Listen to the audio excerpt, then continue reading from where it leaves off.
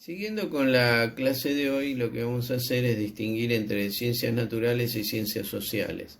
Y vamos a distinguir en función de tres distinciones fundamentales que consideramos, aunque hay más. Vamos a distinguir por el objeto de estudio, por el método que utilizan unas y otras y por el grado de objetividad posible o resultante. Por el objeto de estudio decimos que las ciencias naturales estudian fenómenos causales. Esto es así, las ciencias naturales estudian causas-efectos, es decir, las interacciones entre las causas y los efectos. Cuando vos vas a ver a un médico, ¿qué querés? Que el tipo, en función de lo que te está pasando, que es un efecto, sepa las causas y las aborde de modo tal de que te resuelva esos efectos disvaliosos que le estás planteando. Le decís, bueno, me duele algo, cúreme, toma la pastillita y con esto se le pasa. Es lo mismo que vas a un chapista y decís, bueno, acá se rompió el auto. Eso es el efecto de una causa. ¿Cuál fue la causa? Bueno, que te golpeó otro vehículo. La causa es importante conocerla. En este caso del chapista es menos importante, menos relevante que con el médico, porque el médico va a tener conclusiones vinculadas con la solución del problema, conociendo más las causas. El chapista no le importa mucho las causas, eso sí. El chapista tiene que saber que si dobla de tal manera, se deforma o no se deforma la chapa y todo eso, entonces son todos fenómenos causales. Entonces, las ciencias naturales, todas estudian fenómenos causales, estudian la interrelación entre las causas y los efectos. Las ciencias sociales, podríamos decir que estudian esto, pero tendríamos que estar admitiendo que para estudiar conductas humanas, las conductas son todas resultantes de ciertas causas y son todas reactivas.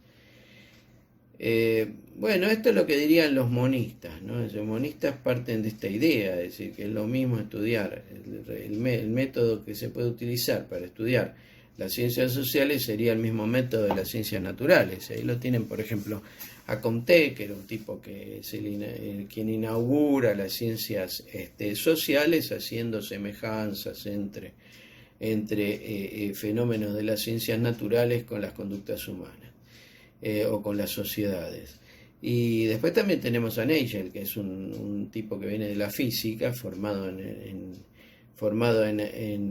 las ciencias duras.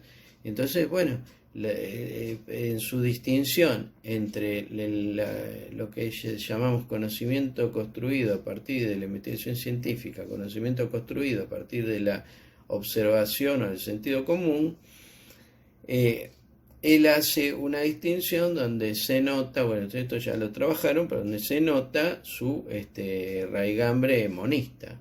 ¿Qué sería contrariamente el dualismo? Bueno, los dualistas pensamos que no, que hay un método distinto para abordar un objeto distinto, que es el que estudian las ciencias sociales. Entonces, ¿las ciencias sociales qué estudian? ¿Estudian fenómenos causales? Bueno, no, decimos que no. Yo particularmente tiendo a aceptar que las ciencias sociales lo que estudian son, en definitiva, siempre conductas humanas. Y las conductas humanas funcionan igual que los fenómenos de la naturaleza en general. Bueno, pareciera que no. Y se puede aplicar el mismo método para estudiar objetos tan distintos, y también pareciera que no. Entonces, ¿cuál es el método que estudian para estudiar los fenómenos causales que utilizan las ciencias naturales? Y bueno, el que ya hemos visto de algún modo descripto, cuando se toma una hipótesis de trabajo y se quiere probar, se somete a experimentación. Entonces esa experimentación requiere una metodología que se llama inductiva. Es decir, ¿qué es el trabajo inductivo? Es, preparar todo para que bajo ciertas circunstancias suceda o no lo mismo. Por ejemplo, cualquiera de nosotros ha jugado a tirar piedras al agua para ver si rebotaban en la superficie de la misma. Entonces, esa experiencia, si la quisiéramos llevar a un nivel de conocimiento profundo, de conocimiento científico, para saber cómo es, cómo sucede, bajo qué circunstancias y demás, tendríamos que inducir un experimento. Tendremos una pileta controlada, techada, donde haya poca incidencia de los fenómenos climáticos. Prepararemos un brazo hidráulico con torque regulable. El torque es el modo en que gira y la velocidad y la potencia que entrega cuando arroja la piedra. Tenemos todas piedras iguales y bueno, empezaremos a tirar piedra. Y pondremos en el brazo hidráulico y tirar a 1, 2, 3, 4 con distinta regulación de fuerza. Iremos tabulando a ver cómo rebota, cuántas veces, esto, lo otro. Y haremos una teoría vinculada con el estudio de este fenómeno, que parece una pavada, pero en su momento fue un problema importante que tuvieron que estudiar los ingenieros militares estadounidenses para realizar o poner en marcha el ataque a la infraestructura bélica del eje, que tenían problemas para bombardearle las represas hidráulicas proveedoras de energía eléctrica. Entonces, en ese afán de destruir la represa del otro, no podían invocar suficientemente, con la precisión suficiente, la cantidad necesaria de explosivos desde el aire en los bombardeos y tuvieron que meter una bomba que rebotaba en el agua, una bomba de grandes dimensiones que se tiraba a cierta velocidad sobre el espejo de agua del embalse y terminaba pegando en el dique de contención, con lo cual destruían totalmente esa infraestructura, ese objetivo bélico. Bien, entonces, digamos, cuestiones que parecen muy, no sé, intrascendentes, se pueden tornar trascendentes. Por eso les decía el ejemplo de tirar piedras al agua. Tenemos una teoría, en definitiva, comprobada, y escribimos un libro sobre cómo tirar piedras al agua, para lo cual hemos aplicado el método de las ciencias naturales más difundido, que es el método inductivo. Después de realizar ciertas deducciones que nos llevan a una hipótesis, probamos y ahí estamos en el método inductivo. ¿Usan el mismo método las ciencias sociales para un objeto distinto, que es las conductas humanas, en vez de cómo rebota la piedra? Bueno, yo tiendo a pensar que no, y no estoy solo en esto. Es decir, y donde sí podríamos decir que trato de ser un poco original es en cómo llamar este método. Yo lo llamo axiomático deductivo, es decir, para mí las ciencias sociales parten de un axioma básico que defienden a través de derivaciones que van construyendo el modelo de investigación científica social. Entonces lo llamo axiomático deductivo. Ejemplo de aplicación de este procedimiento axiomático deductivo. Bueno, hay un ejemplo muy interesante en el liberalismo clásico, en economía. Es decir, el modelo económico del liberalismo clásico, que se basa en el estudio de la acción humana, realiza esto. Tiene un axioma básico y sobre ese axioma construye todos los postulados sobre los cuales se edifica toda la teoría. Entonces, les doy brevemente este ejemplo. Es decir, ¿cuál es el axioma básico del liberalismo clásico? Que el hombre acciona. ¿Los liberales hablan de libertad? No, hablan de acción humana. Porque, ¿qué problema hay con la libertad? La libertad es no lo quieren admitir, pero es una creencia. Vos le decís a un liberal, definime la libertad, y te decís, no perdamos el tiempo, porque la libertad es el mar donde nada mi teoría. Entonces, es un presupuesto básico. Ahora, ¿la podés probar la libertad? No. La libertad es ímproba. ¿Por qué? Porque la libertad se define como la posibilidad de elegir entre A y B, entre lo que voy a elegir y todo lo que no voy a elegir. Entonces, esto visto antes es una idea de que sí puedo optar entre A y B. Ahora, en cuanto yo opté por A, que era lo que sí iba a elegir, ya no puedo probar nunca más que podía optar por B, por ninguna de las otras opciones que tenía. ¿Por qué? Porque consumí la posibilidad. No puedo volver en el tiempo para decir, va a ver, ahora sí, esto es contrafáctico. Cuando escuchan la palabra contrafáctico, en desmedro de alguna posibilidad que se insinúa, es esto. Es decir, ¿qué hubiera pasado si? ¿Qué sé yo qué hubiera pasado si pasó esto? ¿Cómo hacemos para probar que existía la posibilidad de que suceda otro acontecimiento? ¿Se entiende esto? Bueno, entonces cierro el paréntesis respecto a la libertad y volvemos al modelo económico clásico. ¿A qué me refiero con esto? Es un axioma básico. El hombre acciona. Y esto no fue poca cosa, porque a ver, para decir que el hombre acciona se tuvieron que enfrentar con toda la iglesia y toda la metafísica de la época que planteaba que el hombre estaba determinado. Entonces el determinismo es atacado por el liberalismo. Entonces en este sentido el liberalismo tuvo ese mérito, hay que reconocérselo.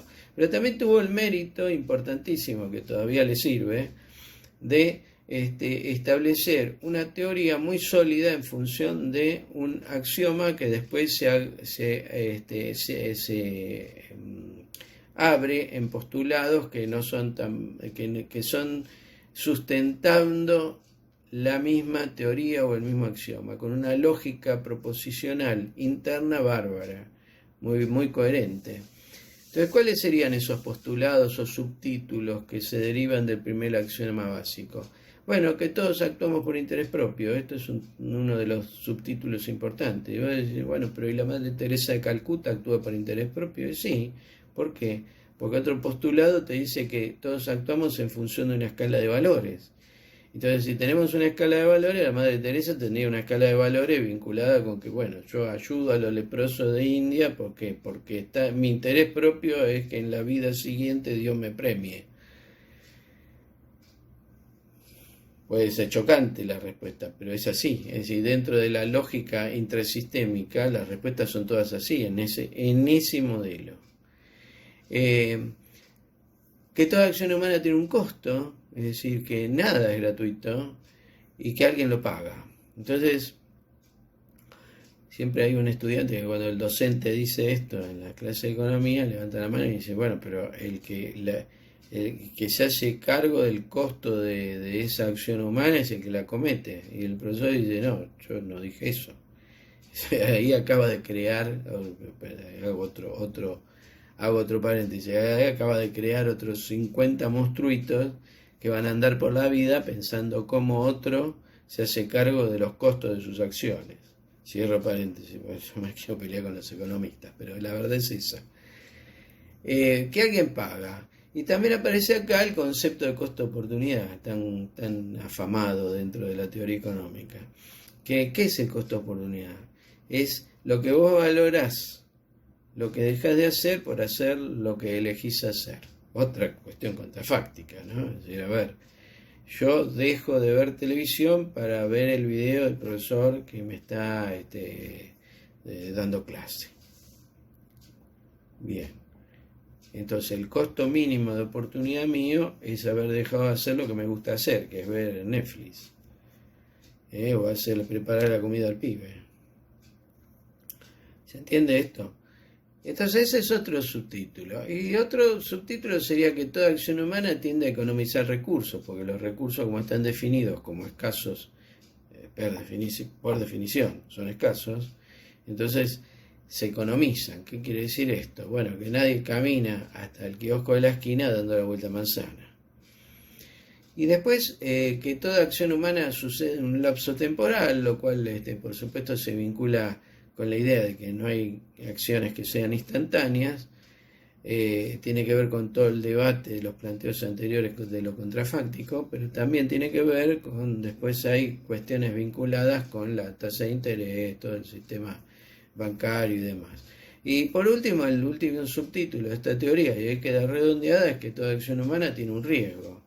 Entonces no hay acciones humanas inefables, que ya se sepa que van a suceder de esa manera. Toda acción humana tiene un riesgo, será menor, será mayor, pero tiene un riesgo. Entonces, en todo este estudio de los riesgos, los actuarios trabajan con las compañías de seguros y demás.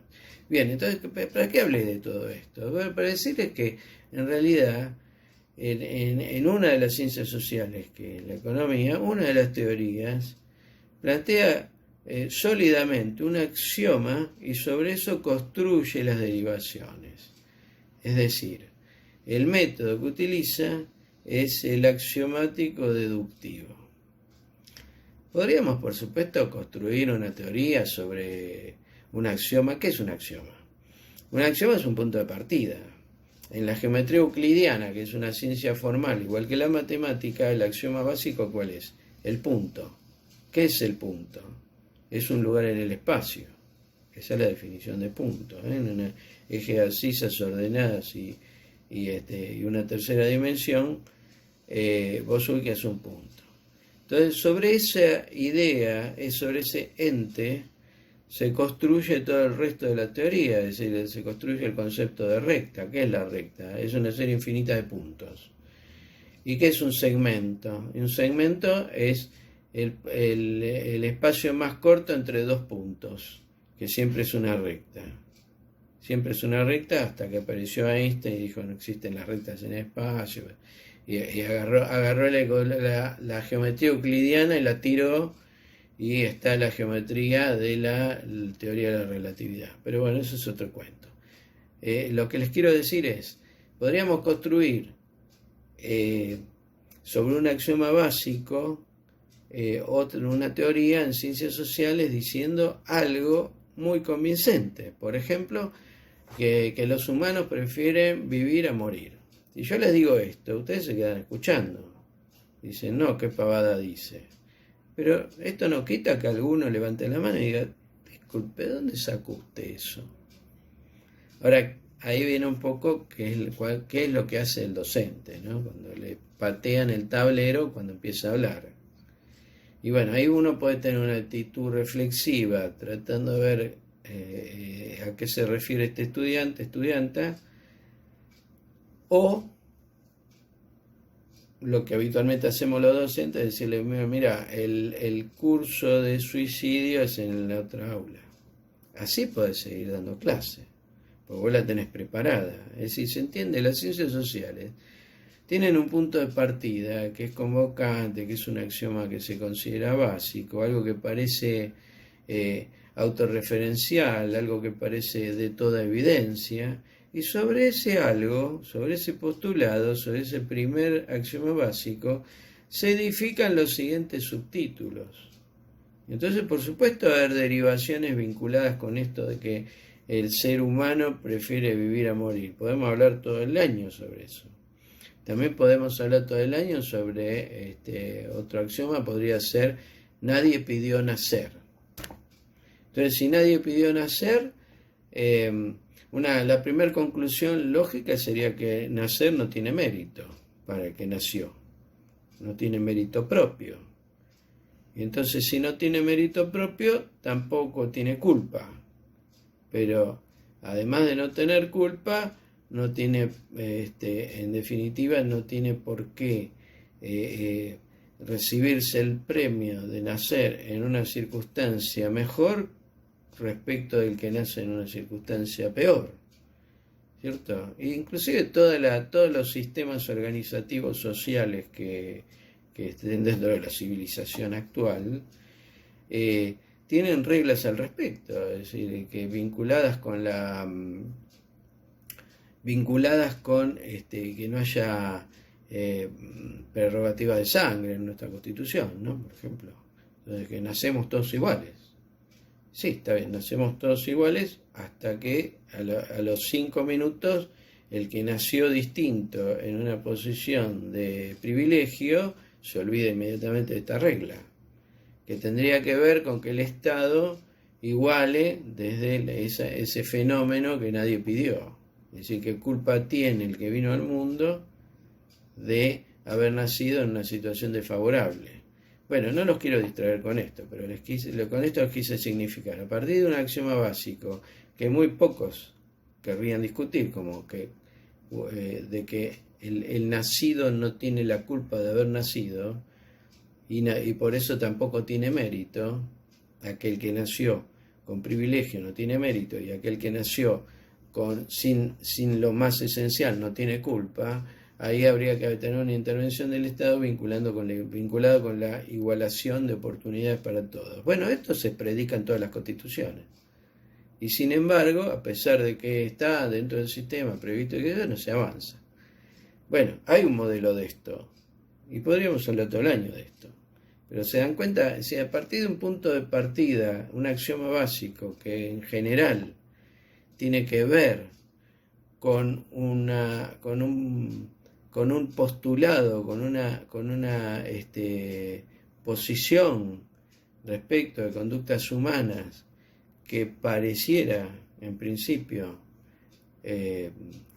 no discutible, aunque siempre lo es, se puede construir una teoría usando esto que yo llamo axiomático deductivo, deducir un sistema a partir de un punto de partida fuerte. Y la última distinción en las ciencias sociales y las naturales es por el grado de objetividad posible.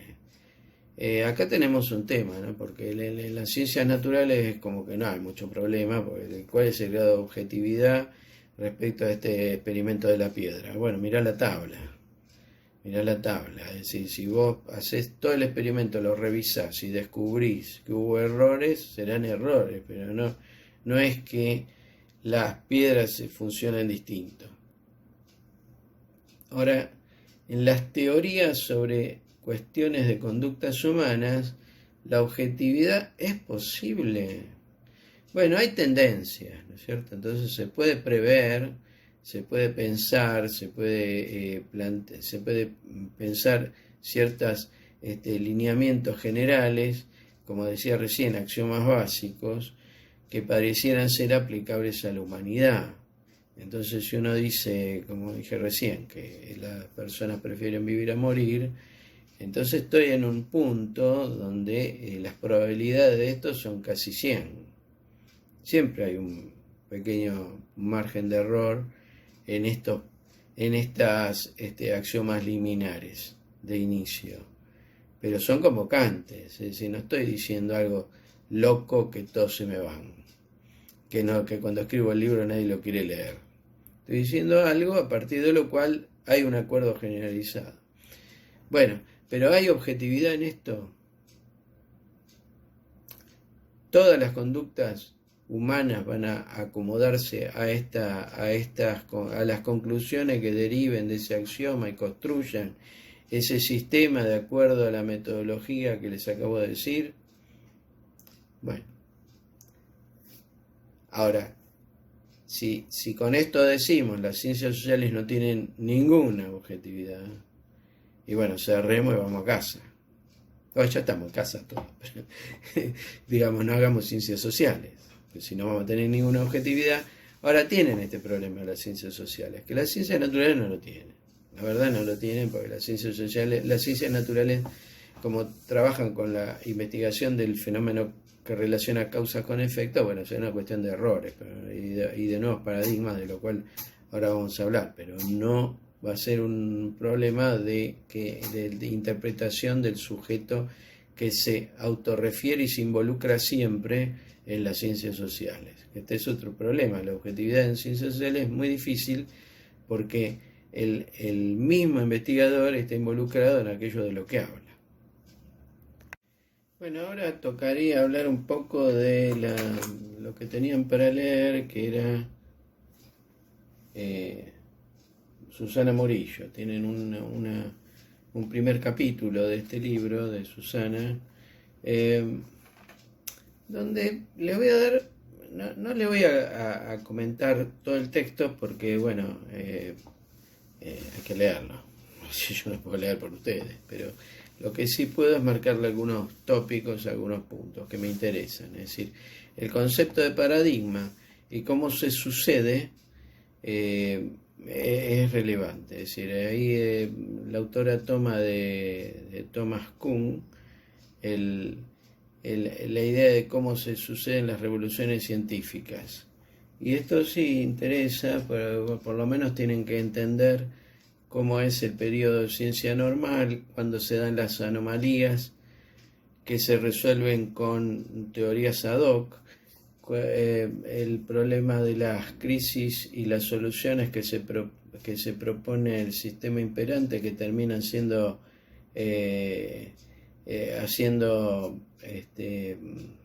haciendo agua el sistema o la explicación predominante, se rompe de esa forma el paradigma y aparece la revolución científica consagrando el nuevo paradigma cuyas explicaciones vienen a resolver todos los problemas o casi todos los problemas de los interrogantes no resueltos por el anterior paradigma.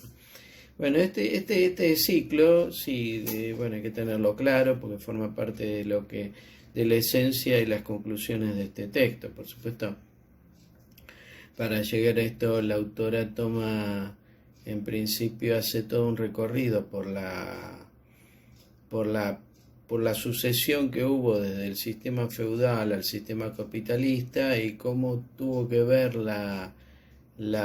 los cambios de paradigma, pero también hace énfasis en un criterio que toma de Enrique Dussel, un mexicano, un investigador mexicano, rector de la Universidad de México en su momento y demás, que vincula el yo pienso, el ego cogito con el ego conquiro, es decir, yo conquisto, y que dice, bueno, no hubiera sido posible, el autor dice, no hubiera sido posible el yo pienso sin el yo conquisto, que era la intención vinculada con el que yo pienso, pero el para qué pienso. Bueno, esto también es una parte que me interesa que profundicen, que la elaboren, que la trabajen. Y después viene, bueno, toda esa historia vinculada con los ejemplos que da. Es decir, la autora da ejemplos, o sea, usa para llegar a estas conclusiones o explicar estos conceptos, va haciendo todo un relato sobre, en principio, cómo se sucede el capitalismo al feudalismo, pero también habla de la relación que tuvo con el ejemplo del cambio en la cosmovisión respecto de ir desde el geocentrismo al heliocentrismo, es decir, de pensar que el Sol gira alrededor de la Tierra, que es de toda evidencia, bueno, se le amanece, digamos, lo que percibe por los sentidos es eso. Entonces era lógico pensar eso, hasta que aparecieron los instrumentos ópticos que cambiaron ese paradigma y instalaron en virtud de nuevas observaciones, se pudo deducir una nueva visión, una nueva cosmovisión, que es el heliocentrismo, es decir, que la Tierra gira alrededor del Sol. Bueno, en fin, estos son detalles vinculados con qué es lo que explica el autor, qué es lo que utiliza como ejemplo la autora para esas otras dos reflexiones. Yo acá les voy a usar otro relato. En vez de hablar de la revolución científica del heliocentrismo, lo que les voy a hablar es de la evolución que hubo en las relaciones de trabajo. Es decir, ¿cuál era el paradigma de la organización del trabajo durante toda la historia? La esclavitud. El sistema de esclavitud era el paradigma imperante durante casi toda la historia. Recién en los últimos 2-3 siglos tenemos instalada la idea de que la esclavitud es el abolicionismo, digamos, que la esclavitud no es procedente, pero lo cierto es que a lo largo de toda la historia humana la esclavitud fue procedente. ¿Y por qué era procedente? Y porque había que organizar el trabajo y no había máquinas. Cuando hubo máquinas, ahí prosperaron las ideas que siempre estuvieron, es decir, el abolicionismo estuvo siempre presente como idea moral. De hecho, los antiguos, la antigüedad, los filósofos de la antigüedad, no encontraron nunca una resolución cómoda, no se sintieron nunca cómodos explicando la esclavitud, es decir, por qué un hombre estaría sometido a otro. Es decir, la relación amo-esclavo estuvo siempre cuestionada, pero como desde el punto de vista económico era el modo de organizar el trabajo y de producir, entonces era consagrado ese instituto. Ahora, cuando cae, y bueno, cuando tiene su reemplazo en las máquinas, en la aparición de las fuerzas inanimadas de la máquina. Ahora, interín hubo algunos paradigmas en el medio, ¿cierto? La esclavitud, la relación amo-esclavo también tuvo un correlato en el feudalismo con el vasallaje. El vasallaje era la relación entre el señor feudal y el siervo o vasallo, que no era esclavo. El siervo vasallo era un sirviente que aceptaba ser sirviente en una especie de trato con el señor feudal, trato disparejo, por supuesto. Pero en ese trato era, bueno, yo te cuido la vida, a cambio de vos trabajás en mis campos, mis tierras y ayudás a defender las tierras. Por supuesto, el vasallo lo que se encontró a lo largo de distintas generaciones es que estaba combinado a ser vasallo y que no había ningún tipo de movilidad social ascendente ni nada por el estilo. Entonces que ahí hay un cuento interesante, ¿no? Vinculado con qué pasó con el vasallo. El vasallo, uno de los negocios que tenía el señor feudal era la explotación de los caminos que pasaban por su feudo. Es decir, heredó del sistema, esto en Europa, ¿no? Heredó del sistema vial romano los caminos, entonces que quedaron dentro de su territorio, o al menos el territorio que él pudo pelear para llegar a tener y consolidar su feudo. Y una vez que se consolidaron los feudos, esos caminos pasaron a ser seguros. Tipo siglo XI hubo una explosión comercial en Europa porque las vinculaciones entre los distintos centros de comercio en el norte con el sur principalmente se facilitaron porque los caminos eran seguros y estaban arreglados. ¿Y quiénes los arreglaban? Los vasallos. Entonces, una de las tareas de los vasallos, además de plantar, de cosechar y sembrar y cosechar la tierra, era cuidar el camino. Y ahora vos estás cuidando el camino y pasan los viajeros que llevan mercadería de un lado para otro y le pagan al señor feudal para pasar por ahí y demás. Algún día te subís a una carreta buscando un nuevo horizonte, porque has visto que durante varias generaciones tu destino iba a ser el mismo. Entonces, buscando nuevos horizontes, ¿a dónde va a llegar este ex vasallo? Y bueno, llega a una ciudad, un centro comercial, que no son los shopping, ¿no? El centro comercial estamos hablando de ferias alrededor de las ciudades, una cosa medieval. Y el tipo llega ahí y ¿qué hace? Dice, bueno, ¿qué hago ahora? ¿Qué hago? Quiero comer, no sé, vivir, ¿cómo hago? Y le advierten, le dicen, bueno, mirá, buscate qué hacer decentemente, no se te ocurra robar nada, porque acá los fines de semana, como no tienen Netflix todavía, nos dedicamos a ver en la plaza pública cómo cuelgan, guillotinan, lapidan y de algún modo se deshacen de los que quisieron robar, de los pillos, de todo este tipo de cosas, de los ladronzuelos y de todos los que como vos vinieron del campo y no saben qué hacer en la ciudad. Entonces el pibe que advierte que por ese lado no va a incurrir, dice, bueno, pero ¿qué hago? Y bueno, ¿qué sabes hacer? Y bueno, yo sé plantar papas y arreglar el camino. Y estoy para lo que gusten mandar. Bueno, mirá, acá no hay mucho para hacer de esas dos cosas. Fíjate, si estás para cualquier otra cosa, camina 5 cuadros para allá, 3 cuadros para ahí, a una puerta verde, golpearle. Este pibe va, golpea, aparece un tipo todo manchado, todo sucio de mugre, mugre negra. Y ¿qué tal? ¿Qué querés? Dice, no, pues me dijeron que habría algo para hacer. Dice, bueno, mira, yo soy el desollinador, soy el que destapa las chimeneas. Son una tarea muy de la época. Dice, pero bueno, estoy avanzado en edad y ya necesito a alguien que me ayude. Se suba a la chimenea, ya con la escalera larga.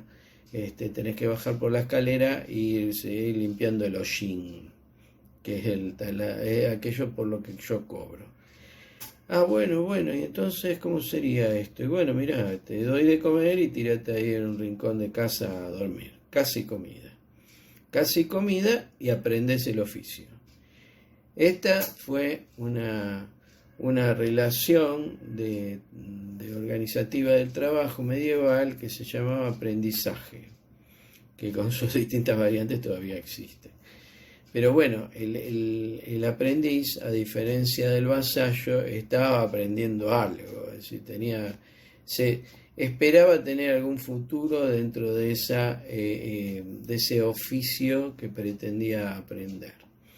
Y así avanzamos hasta que aparecen las fuerzas inanimadas abriendo las puertas a la concentración de capital, y entonces ahí aparece ya como nuevo paradigma reemplazante de todo lo demás, esto de la relación de empleo, como la conocemos hoy, pero con variantes, es decir, por supuesto sin la parte de derechos que tiene el trabajador, porque los derechos que hoy tiene el trabajador han sido adquiridos a través de infinitas luchas, que en un principio esos derechos no estaban. Entonces, la relación de empleo inicial, que se pone de moda, digamos, que viene a suplir a todo lo demás con la aparición de las fuerzas inanimadas y que es la que viene a reemplazar la esclavitud como modelo imperante o como paradigma organizativo de las relaciones de trabajo, es una relación donde no hay ningún derecho para el trabajador, es decir, el empleador abre las puertas de la factoría y dice, necesito 10 de ustedes, y hay 100 tipos, esperando para ver si tienen algún tipo de trabajo. Y al otro día y otros días y otros días, y los va intercambiando, porque la verdad que los salarios que se pagan para resolver esta relación de empleo no tienen nada que ver con que el trabajador subsista, porque esto no era un problema para el empleador. O sea, esto empezó a ser un problema para el empleador a medida que los trabajadores fueron obteniendo con el tiempo los derechos a, un salario mínimo, a retribución justa, etcétera, etcétera. Ahora bien, decía, el paradigma que cambia por la relación de empleo como lo más generalmente aplicado es el de la esclavitud. Es decir, se cambiaron los esclavos por los empleados. Y alguno me dirá, bueno, está bien, un gran avance ahí. Sí, desde el punto de vista moral, sí. Ahora, desde el punto de vista económico, era más barato tener un empleado en esas condiciones de inicio que tener un esclavo. Al esclavo había que mantenerlo dentro del patrimonio. Como formaba parte del patrimonio, por supuesto, saquemos la idea de que el amo amanecía y decía, bueno, voy a matar 5 esclavos. Es lo mismo que uno se levanta a la mañana y dice, bueno, voy a incendiar el auto que tengo en la cochera.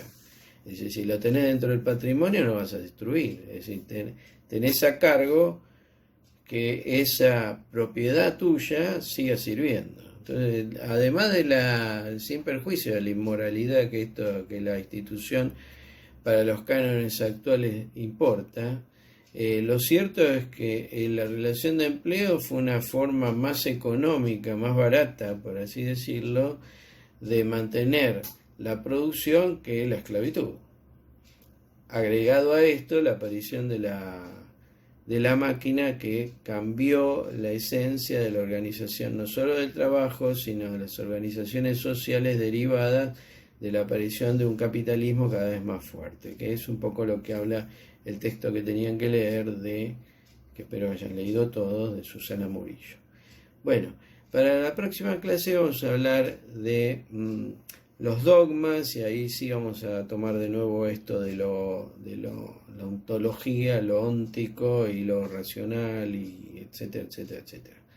Y vamos a tener que leer a Schuster, que es un autor que me interesa mucho, y lo vamos a comentar. Y también van a leer a Bunge y lo vamos a comentar. Bueno, que tengan un buen fin de semana.